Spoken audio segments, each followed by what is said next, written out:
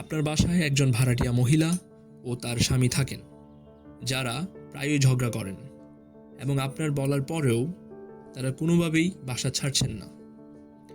এই পরিস্থিতিতে কিভাবে আপনি আইনানুগ পদক্ষেপ নিতে পারেন সেই সম্পর্কেই আজকের আমাদের আলোচনা।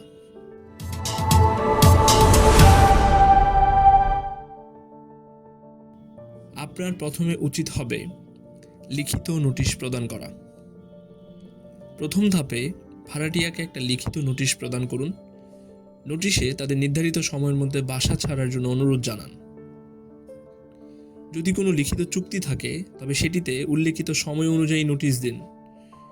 নোটিশটি রেজিস্টার্ড ডাকযোগে পাঠান এবং একটি কপি নিজের কাছে সংরক্ষণ করুন। দ্বিতীয়ত, থানায় সাধারণ ডায়েরি বা জিডি করা।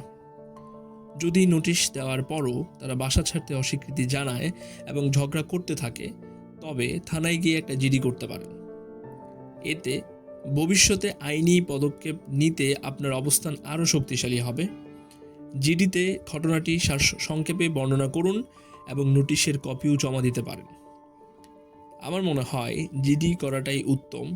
তারপরেও যেহেতু ভাড়াটিয়া বাসা ছাড়তে চাচ্ছেন না, তাহলে আপনার উচিত হবে আইনজীবীর সঙ্গে পরামর্শ করা।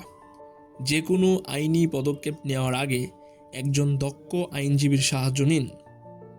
তিনি আপনার সমস্যা বুঝে সঠিক পরামর্শ ও আইনি নির্দেশনা দিতে পারেন।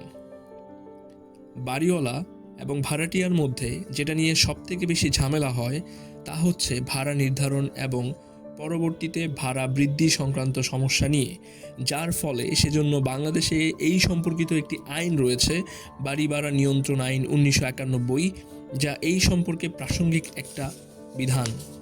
এই আইনের 3 ধারা পড়লে বোঝা যায় সরকার একটি নির্দিষ্ট এলাকায় ভাড়া নিয়ে ডিসপিউট সমাধানের উদ্দেশ্যে নিয়ন্ত্রক নিয়োগ দিয়ে থাকেন। তার ক্ষমতা বা কিভাবে কাজ করবে তা বাড়ি ভাড়া নিয়ন্ত্রণ আইন 1991 আইনে গুছিয়ে উল্লেখ করা আছে। ধন্যবাদ।